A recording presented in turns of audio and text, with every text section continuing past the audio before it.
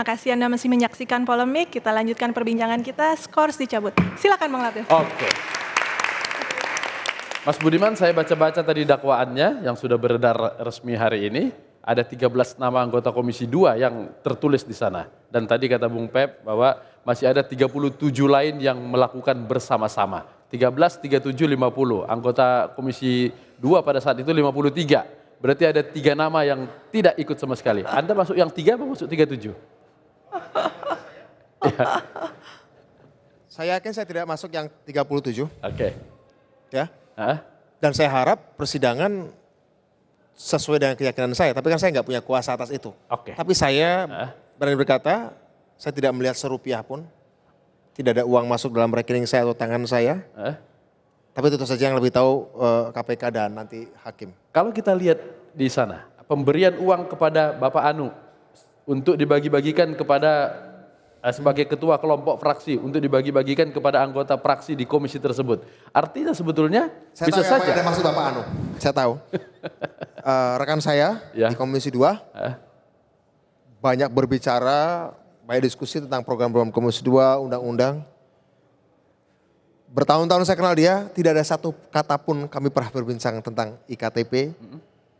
Kecuali pada saat diskusi pertama dengan pakar di Komisi 2 yang tentang mengantisipasi ranjau-ranjau korupsi itu aja. Selebihnya tidak pernah ada perbincangan tentang itu. Oke. Ya. Tapi mungkin saja misalnya kemudian mereka membuat daftar hadir dengan tanda tangan palsu bahwa ini uang sudah sampai ke Pak Budiman misalnya, itu bisa saja? Saya tidak yakin teman saya akan semanipulatif itu pada saya. Oke. Ya. Bung Feb, kalau kemudian munculnya nama itu berdasarkan model seperti itu, hanya ditulis-tulis oleh orang di aku-aku saja, bagaimana? Tentu itu salah satu tugas bagi KPK ya, karena ada 3 tahapan setidaknya. Penyelidikan, di penyelidikan kita sama sekali tertutup itu kita lakukan, kemudian di penyidikan ketika kita sudah umumkan inisial nama yang diduga pelaku, itu terus dilakukan verifikasi. Bahkan verifikasi yang sudah 2 lapis itu kita tambah lagi dengan verifikasi di fakta persidangan. Karena itu kita tidak mudah untuk kemudian mungkin beberapa pihak bilang, loh kenapa tidak langsung tetapkan tersangka? Ini konsekuensinya sangat serius ketika kita sudah menetapkan tersangka. Pertama, KPK tidak bisa menghentikan. Yang kedua, ketika proses penyidikan maka berlaku segala upaya paksa terhadap orang, kekayaan atau pihak yang terkait. Karena itu tidak bisa dilakukan dengan katakanlah hanya dengan dugaan-dugaan awal yang tidak begitu kuat. Kami perlu firm betul. Nah, saya ingin kasih contoh beberapa perkara yang sudah berkekuatan hukum tetap untuk memberikan gambaran bagaimana indikasi permainan dalam proses pembagian uang, apakah itu di DPR RI ataupun di DPRD. Biasanya memang ada yang disebut dengan simpul-simpul. Jadi simpul itu bisa orang tertentu yang memang punya suara dalam tanda kutip atau pengaruh ke beberapa orang, atau memang bisa ketua fraksi di beberapa DPRD itu kelihatan. Mereka yang transaksional biasanya simpul itu, baru kemudian ada turunan-turunan dan pembagian-pembagian. Ada yang ketika pembagian tersebut biasanya ada juga yang dilewati, karena kalau orang ini saya bagiin mungkin juga berisiko bagi tim secara keseluruhan. Ada juga fenomena tersebut, karena sebelumnya di beberapa perkara KPK pernah menerima laporan penerimaan gratifikasi. Tapi ini bukan dalam konteks ini yang saya jelaskan.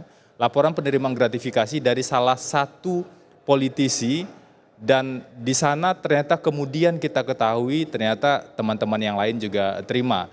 Nah, orang yang melapor ini tentu kita lindungi kita rahasiakan identitasnya semaksimal mungkin dan sampai sekarang nggak pernah terungkap.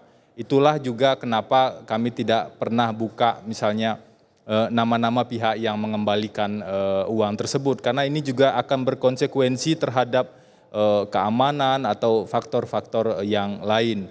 Berbeda halnya kalau tadi yang disebutkan oleh penasehat hukum, bahwa karena yang bersangkutan memang sudah mengajukan diri sebagai justice kolaborator sejak awal dan ini sudah jalan prosesnya. Justru ketika semakin diketahui terdakwa kooperatif dan mengembalikan uang, maka akan berkonsekuensi terhadap proses hukum yang akan semakin ringan nantinya bagi yang bersangkutan. Semakin ringan, tidak hilang, kasus hukumnya tidak akan hilang walaupun mengembalikan. Kita punya pasal 4 Undang-Undang 31 tahun 99. pengembalian kerugian keuangan negara tidak menghapus dapat dipidananya seseorang. Namun tentu saja dari aspek rasa keadilan kita pasti menghargai orang-orang yang kooperatif dan mengembalikan uang. Bandingkan saja ada satu pihak yang kooperatif dan mengembalikan uang, ada pihak lain yang diduga menerima jauh lebih banyak, tidak mengembalikan, jangankan mengembalikan, kooperatif memberikan keterangan saja tidak. Tentu kita tidak bisa melihat ini pada posisi yang sama. Oke, baik.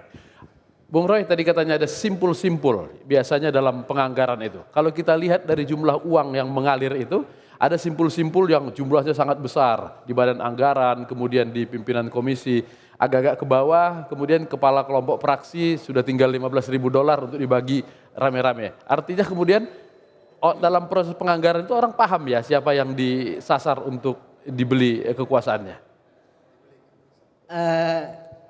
Jadi secara teknis saya juga kurang begitu paham, Mas. Tapi kalau membaca dakwaan hari ini itu memang ada semacam itu ya, tingkatan-tingkatan itu. Ada tingkatan yang memang mengatur, ada yang hanya turut gitu. Yeah. Ya, jadi ini kan semacam aji mumpung ini ada yang proyek besar gitu, lalu ini bisa bisa dananya didapatkan manfaatnya, ya bisa turut untuk menyetujui kira-kira begitu. Yang pasti bahwa memang di dalam proses penganggaran ini kan memang di dalam sebuah forum gitu ya, dibahas di dalam namanya komisi, bisa jadi mungkin juga di forum itu tidak semua menyetujui atau juga mungkin tidak ada di dalam forum yang sama gitu ya kan, karena itu soal teknis itu. Tapi secara ya normatif seperti itu, secara formalnya bahwa memang penganggaran itu ya melibatkan seluruh anggota di komisi dan juga kemudian di tahap selanjutnya di badan anggaran. Di komisi ada namanya wakil badan anggaran, itu ada juga di komisi ya. Wakil badan anggaran untuk komisi yang bersangkutan. Nah memang saya kira publik ini merespon soal kerugian negaranya gitu ya, dan ini memang menurut saya ini luar biasa. Karena kalau yang kita lihat dari kasus-kasus yang sudah ada itu paling mungkin sekitar 15-20% dari ini 49 ya. Ini 49. Jadi teori yang 30% APBN itu dilampaui gitu loh. Ini luar biasa dan artinya prestasi. Nah, dengan nilai yang fantastis ini saya kira juga proses untuk menjarahnya itu bukan sesuatu yang bukan proses yang simpel ya, tapi memang ini sudah betul-betul sistematis dan itu melibatkan banyak pihak saya pikir. Jadi sistematis, jumlahnya luar biasa, orang-orangnya juga luar biasa. Mudah-mudahan segera terungkap dia ya. Kita harus break, silakan. Bukan break, habis waktunya. Ya. Sayang sekali waktu yang memisahkan kita, polemik kita tutup, sidang ditutup. Oke, terima kasih Bung Ceng, Budi, Bung Roy, Febri, Pak Arifin, terima kasih. Terima kasih juga buat Anda pemirsa, mudah-mudahan kasus ini segera terungkap karena seperti kata Mas Budiman tadi bahwa IKTP ini bermanfaat sekali buat bangsa kita, untuk kebaikan bangsa Indonesia ke depan, untuk Indonesia yang lebih baik. Latif Sregar, pamit.